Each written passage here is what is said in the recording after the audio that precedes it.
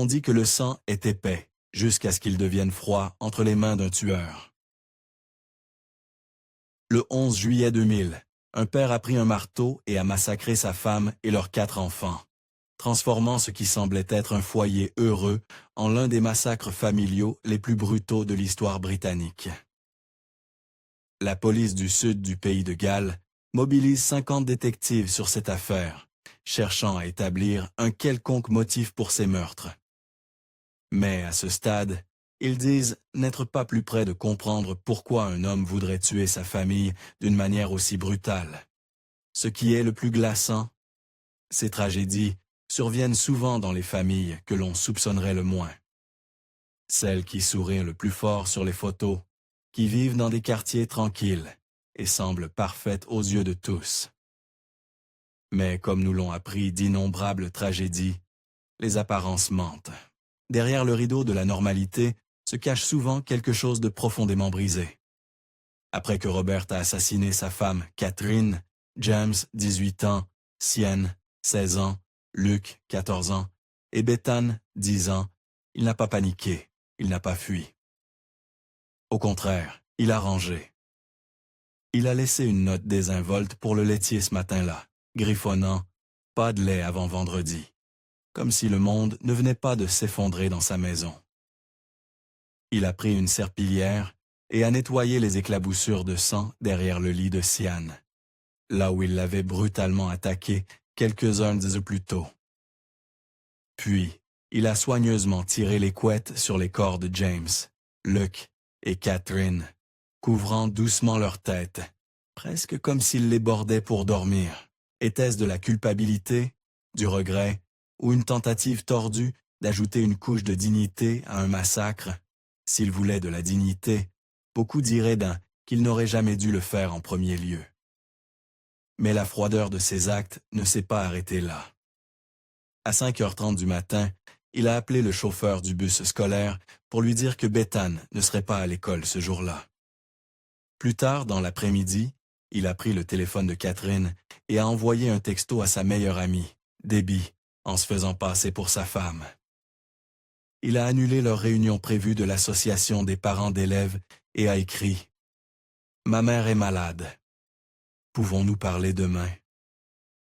Un mensonge destiné à gagner du temps et à éviter les soupçons.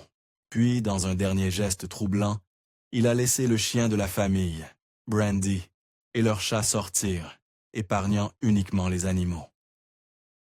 Quelque temps plus tard ce jour-là, ou peut-être dans l'obscurité des heures qui ont suivi, Robert a préparé la fin de sa propre vie. Il a avalé un mélange toxique de granulés anti-limaces, de désherbants et de paracétamol. Il est monté au grenier, a retiré la trappe, a noué une corde avec du fil électrique, a glissé un sac plastique sur sa tête et s'est pendu. Pas de mots d'adieu, pas d'explication, juste le silence. Son plan a si bien fonctionné que ce n'est que 11 jours plus tard, le 23 juillet, que les corps décomposés de la famille ont finalement été découverts. Alors, qui étaient les moqueries? Pour les voisins, ils n'étaient qu'une autre famille de la classe moyenne à Barry, une modeste ville balnéaire, près de Cardiff. La famille vivait au 40 rue Rutland Close, dans une impasse tranquille. Leur maison était une grande maison individuelle de 5 chambres, valant 250 000 livres. Robert, 49 ans, était un ancien fonctionnaire qui s'était reconverti dans la gestion d'une boîte de nuit, puis d'un petit hôtel. Catherine, 45 ans, était profondément impliquée dans la vie de ses enfants. Elle était la secrétaire de l'association locale des parents d'élèves et venait de terminer son diplôme en philosophie et sociologie à l'université de Cardiff, un exploit remarquable pour une mère de 4 enfants. Leur vie était remplie de l'agitation habituelle, trajets scolaires, cuisine, travail, devoirs. Ils n'étaient pas parfaits. Ils criaient parfois sur les enfants, surtout quand la maison était en désordre ou que la musique était trop forte. Mais selon tous les témoignages, ils fonctionnaient. Ils partageaient les tâches ménagères. Catherine s'occupait de la plupart des responsabilités parentales et des tâches quotidiennes, mais Robert était présent, du moins en surface. Leurs enfants s'épanouissaient chacun à leur manière. James, l'aîné, venait de terminer ses L-Levels sans le savoir et avait obtenu une place à l'université de Bristol pour étudier le droit. C'était aussi un guitariste talentueux qui jouait dans un groupe avec ses camarades mécolistes d'école. Sian, 16 ans, avait récemment réussi ses GCSE avec de bons résultats. Luke, 14 ans, était un fervent supporter de Manchester United et adorait jouer au snooker. Il avait combattu une tumeur au cerveau à l'âge de 8 ans, une expérience qui lui avait laissé de légères difficultés d'apprentissage, mais n'avait jamais terni son esprit. Et puis, il y avait Bethany, la plus jeune. À seulement 10 ans, elle était autiste et nécessitait une éducation spécialisée. Bien que parfois difficile, elle était adorée par sa famille. Sa chose préférée était de promener leur chien Brandy dans le quartier. À première vue, la maison des moqueries était bruyante, animée et pleine d'amour. Ils n'étaient pas des saints, mais ils faisaient de leur mieux, comme n'importe quelle autre famille. C'est ce qui rend cette affaire si difficile à comprendre. Mais après tout, c'est la nature des longues relations, n'est-ce pas? Quand les couples sont ensemble depuis 5, 10, 15, voire 20 ans, 23 dans le cas de Robert et Catherine, l'étincelle a tendance à s'estomper. L'affection devient routine. La passion passe au second plan face à la praticité. La vie devient un cycle de responsabilités, de courses, de factures, d'événements scolaires et de listes de tâches interminables. Et pour beaucoup, c'est normal. C'est l'amour, dans sa forme durable, usée. Robert et Catherine n'étaient pas différents à cet égard. Selon leurs amis, les deux se soutenaient toujours mutuellement. En fait, Robert avait un jour confié à un ami proche à quel point il était incroyablement fier lorsque Catherine avait obtenu son diplôme en tant qu'étudiante adulte à l'université de Cardiff. Comme mentionné plus tôt, elle venait de terminer son diplôme en philosophie et sociologie. Tout en élevant 4 enfants et en gérant un foyer, ce n'était pas un mince exploit. Et Robert rayonnait de fierté, comme tout mari aimant l'aurait fait. À l'extérieur, ce n'était pas un couple brisé. Pas de disputes hurlantes, pas de violence connue. Juste une famille qui faisait de son mieux pour traverser la vie. En fait, lorsque la police a interrogé les voisins après les meurtres, ils ont tous répété le même mot, normal. Au début, je n'arrivais tout simplement pas à y croire. Les policiers ont forcé l'entrée de la maison. Je n'ai jamais soupçonné une seconde ce qui s'était passé. Comme vous pouvez le voir, la famille Moquerie ne suscitait pas d'inquiétude. Ils étaient polis, discrets et calmes. Si quoi que ce soit, leur famille semblait plus stable que la plupart. L'une des amies les plus proches de Catherine, Debbie, a parlé aux enquêteurs et à la presse après les événements. Elle a dit que Catherine adorait ses enfants et aimait profondément son mari.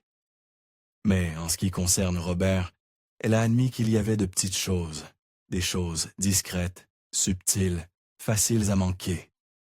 Debbie a rappelé que Robert avait toujours semblé un peu étrange. Pas d'une manière dangereuse ou menaçante, mais émotionnellement distant, déconnecté. Elle l'a décrit comme un homme dans son propre monde. Maintenant, être dans son propre monde n'est pas nécessairement alarmant. En fait, beaucoup de gens fonctionnent ainsi. Certains d'entre nous sont des penseurs. Nous intériorisons. Nous passons plus de temps dans nos têtes que dans l'instant. Et Robert était dit être comme ça. Il ne se défoulait pas. Il ne partageait pas. Il gardait tout à l'intérieur. Ses pensées, ses peurs, ses échecs. Debbie a même noté que si Robert souffrait de problèmes de santé mentale, il était très très doué pour les cacher. Ce commentaire, qu'il était très doué pour les cacher, entrait plus tard beaucoup de ceux qui le connaissaient. parce qu'il implique quelque chose de glaçant. Peut-être, juste peut-être, Robert Moquerie s'effondrait depuis un certain temps. Silencieusement, invisiblement, derrière des portes closes dans son propre esprit, là où personne ne pouvait l'atteindre. Là où personne ne pouvait arrêter ce qui allait arriver. Il est facile, avec le recul, de chercher des signes. Mais il n'y en avait pas de flagrant. Pas d'explosion violente, pas de rendez-vous en thérapie, pas de conditions diagnostiquées. Juste un homme qui souriait poliment, faisait son travail, regardait le football avec son fils et disait occasionnellement à ses amis à quel point il était fier de sa femme. Un homme qui était présent, mais distant, stable, mais perdu. La découverte des corps est revenue à une seule personne, la meilleure amie de Catherine, Debbie. Vous vous souvenez de ce texto étrange et détaché que Robert lui avait envoyé, en se faisant passer pour Catherine, pour annuler leur réunion de l'association des parents d'élèves. Ce moment a planté une graine de suspicion. Catherine n'avait répondu à aucun appel non plus, ce qui ne lui ressemblait pas du tout. L'instinct de Debbie lui disait que quelque chose n'allait pas. Pendant les 10 jours suivants, Debbie est retournée à la maison des Moqueries encore et encore. Elle frappait à la porte, appelait, attendait, espérant que quelqu'un, n'importe qui, répondrait. Mais il n'y avait que le silence, et ce silence ne lui semblait pas normal. La maison des Moqueries n'était jamais calme. Elle était toujours vivante, pleine de bruit, d'enfants qui criaient, de chiens qui aboyaient, de musique qui jouait. Mais maintenant elle semblait morte, comme si la vie en avait été drainée. Debbie et Catherine étaient de plus que des amis. Leur lien était presque fraternel. Elles se parlaient tous les jours. Leurs enfants étaient du même âge et jouaient souvent ensemble. Debbie avait même été la dernière personne à voir Catherine vivante. Le 10 juillet, juste un jour avant le massacre, Robert avait conduit les deux femmes à Cardiff pour la fête de remise de diplôme de Catherine, une soirée dont elle avait longtemps rêvé. Il les avait même récupérées plus tard à la gare de Barry. Debbie se souvenait d'avoir ri dans la voiture cette nuit-là, avec Robert qui faisait des blagues. Avant de sortir, elle lui avait souri et dit « Tu es mon ange ». Elle n'avait aucune idée que ce serait la dernière fois qu'elle lui parlerait. À la mi-juillet, l'inquiétude de Debbie s'était transformée en une peur sourde. Ses enfants avaient mentionné qu'ils n'avaient pas vu James récemment. Personne n'avait eu de nouvelles de Sian. Quelque chose n'allait clairement pas. Le 23 juillet, elle essaie de retourner à la maison une fois de plus, mais cette fois, les détails ont attiré son attention. Une odeur étrange et âcre, un essaim de mouches, et la voiture familiale garée dans le garage, ce qui était inhabituel car les Moqueries n'utilisaient jamais le garage. C'est à ce moment que son inquiétude s'est transformée en peur. Elle a appelé un ami pour l'aider. Ensemble, ils ont dressé une échelle et sont montés à l'étage supérieur. Par la fenêtre de Luc, Debbie a vu quelque chose sur le lit. Une forme immobile, étrange. Son cœur s'est serré. C'est alors qu'elle a appelé la police. Lorsque les officiers ont finalement forcé l'entrée, ils sont entrés dans ce qui semblait être une maison normale. Au début, le rez-de-chaussée était intact, habité, jonché de chaussures d'adolescents près de la porte. La guitare de James reposait contre le mur, comme s'il allait revenir d'une minute à l'autre. Mais l'illusion s'est arrêtée dès qu'ils ont monté les escaliers. À l'étage, la chaleur et le silence ont laissé place à l'horreur. L'odeur était insoutenable. Les corps étaient déjà en décomposition. Chacun des enfants, James, Sian, Luc et Bethany, a été retrouvé dans sa propre chambre, allongé face contre terre dans son lit, toujours vêtu de ses vêtements de nuit. Catherine a été retrouvée dans la même position, de son côté habituel du lit qu'elle partageait autrefois avec son mari. C'était comme si le temps s'était figé juste avant l'aube. Tous avaient été tués avec une arme lourde et contondante, probablement un marteau de tailleur de pierre, bien qu'il n'ait jamais été retrouvé. Chaque victime avait reçu 2 à 3 coups à la tête. Un couteau a été découvert sous le lit de James, taché du sang de ses frères et sœurs, suggérant que James pourrait avoir été le dernier à mourir. Et pourtant, aucun d'eux ne s'était défendu. Pas de blessures défensives, pas de bleus sur les avant-bras, rien n'indiquait une lutte. Ce n'était pas une furie chaotique. C'était quelque chose de bien pire, calme, froid, calculé. L'inspecteur détective Paul Bettel, qui dirigeait l'enquête, l'a dit le mieux. C'était méthodique. Imaginez la scène, a-t-il expliqué. La maison est silencieuse. Tout le monde dort. Et Robert passe de pièce en pièce, frappant sa famille pendant qu'ils dorment. Puis il les recouvre de couettes. Le détective a marqué une pause. Pourquoi les recouvrir? Les théories varient. Certains disent que c'était de la honte. Robert ne pouvait pas supporter de voir leur visage.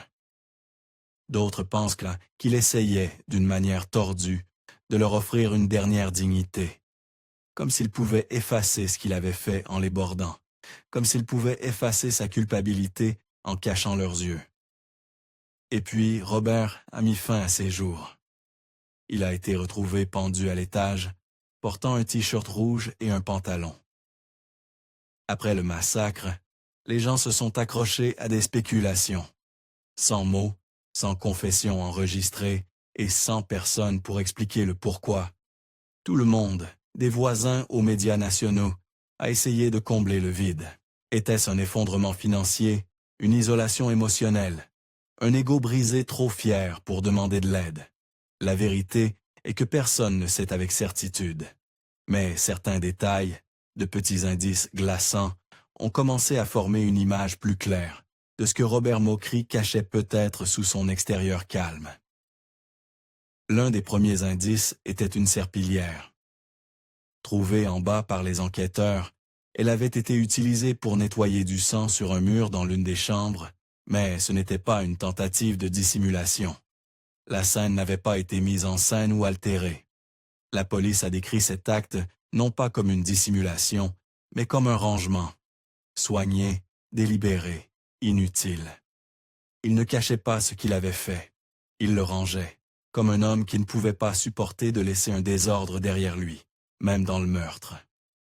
Ce détail a marqué les enquêteurs. Ce n'était pas de la panique, c'était de la précision, et cela rendait l'acte encore plus troublant. Bientôt, une enquête a commencé à révéler une série de secrets profondément enfouis, financiers, personnels et émotionnels. En surface, Robert était l'image du succès. Un homme dans la fin de la quarantaine, vivant dans une spacieuse maison individuelle de 5 chambres à Barry, au pays de Galles. Ses enfants avaient tout le confort moderne, télévision, lecteur CD, la dernière technologie de l'époque. Mais sous cette image de classe moyenne, il y avait une fondation financière qui s'effondrait. En 1994, Robert avait quitté son emploi dans la fonction publique pour se lancer dans l'entrepreneuriat. Il avait acheté un hôtel délabré à Barry avec plusieurs partenaires et l'avait transformé en boîte de nuit appelée le Power Station. Pendant un temps, ça a fonctionné. Le club prospérait grâce à la foule du week-end venant de Cardiff, et Robert goûtait au succès. Mais comme beaucoup d'ascensions rapides, la chute est arrivée tout aussi vite. En 1997, il a vendu le club et a investi dans une nouvelle entreprise, l'hôtel Pembroke House, une propriété de 22 chambres dans la campagne rurale de Haverfordwest. Mais l'emplacement était mauvais, le modèle économique défaillant. Robert a essayé de reproduire le succès de sa boîte de nuit de Barry dans une petite ville endormie. Ça n'a pas décollé. Puis est venu le coup final. En janvier 1999, un incendie dans la cuisine a fermé l'hôtel définitivement. Et quand la compagnie d'assurance a refusé de payer, Robert s'est retrouvé avec un investissement mort et une montagne de dettes. De juin 1999 jusqu'à sa mort 1 an plus tard, plus de 126 000 livres ont disparu de son compte professionnel. Au moment des meurtres, il ne lui restait que 138 livres à son nom et un peu plus de 600 livres d'économie personnelle. La famille avait 2 mois de retard sur leur hypothèque et les factures impayées s'accumulaient comme une bombe à retardement.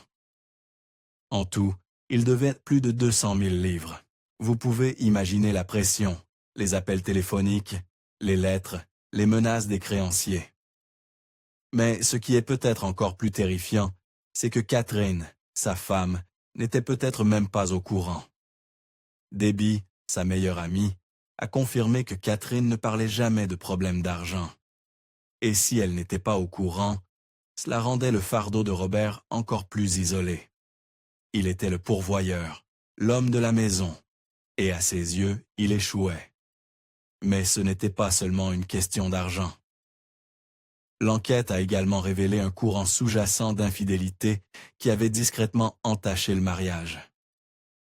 Catherine avait eu non pas une, mais 2 brèves liaisons. La première, avec David Osborne, un manager dans l'un des hôtels de Robert, s'était terminée en février de cette année-là. La seconde, avec un homme nommé Paul Wyatt, était plus récente. Catherine avait rencontré Paul dans un pub et avait même échangé un texto avec lui la nuit précédant sa mort, juste après minuit, suggérant qu'ils se revoient. Le message était subtil, incertain, et laissait entendre quelque chose de plus. Selon Osborne, ce n'étaient pas de grandes histoires d'amour, juste des échappatoires éphémères. Catherine, selon tous les témoignages, n'avait pas l'intention de quitter son mari. Mais une trahison émotionnelle, même sans intention à long terme, peut fracturer la confiance d'une manière qui blesse profondément, surtout pour quelqu'un qui s'effondre déjà sous le poids de l'échec. Ce que Robert savait ou ne savait pas des liaisons de Catherine reste incertain. Mais ses propres secrets étaient sans doute plus révélateurs et plus tragiques. Après les meurtres, une femme nommée Charmaine Jacobs a contacté la police. Elle était travailleuse du sexe à Cardiff et affirmait voir Robert régulièrement. Chaque mardi ou jeudi, il conduisait la voiture de sa femme jusqu'à Penarth Road, la prenait et payait 50 livres pour une courte séance. Ce n'était pas seulement transactionnel. Selon Charmaine, Robert aimait parler après. Il s'ouvrait sur sa vie, ses enfants et son mariage qui s'effondraient. Charmaine le décrivait comme poli, propre, émotionnellement blessé, mais pas dangereux. Elle disait qu'il mentionnait souvent que lui et Catherine n'étaient les plus intimes. Et la dernière fois qu'elle l'a vu, la nuit des meurtres, elle s'en souvenait vivement. Il pleuvait fort. Il semblait plus silencieux que d'habitude. La double vie de Robert Mockry commençait à prendre forme. Un homme portant le poids d'une ruine financière, un homme dont l'orgueil avait été percé par l'infidélité, un homme assez désespéré pour payer pour un lien, mais trop honteux pour demander de l'aide. Il avait perdu les piliers même de l'identité que la société dit aux hommes de tenir: la force, le contrôle et le respect. Maintenant, prenez du recul et considérez ceci. Le terme pour ce que Robert a fait est familicide. Il désigne le cas où un parent tue toute sa famille avant de se suicider. C'est rare, mais pas inconnu. Au Royaume-Uni, les statistiques montrent que près des 3/4 des victimes féminines d'homicide sont tuées par quelqu'un qu'elles connaissent, souvent un conjoint ou un partenaire. Et parmi les enfants tués en Grande-Bretagne chaque année, 75 à 80% le sont par leurs parents. Les déclencheurs les plus courants étant le divorce, l'effondrement financier et la jalousie sexuelle masculine. Cela nous amène à une autre couche douloureuse. Les enfants de Robert, en particulier Luke et Bethany, avaient des problèmes d'esprit médicaux et de développement continu.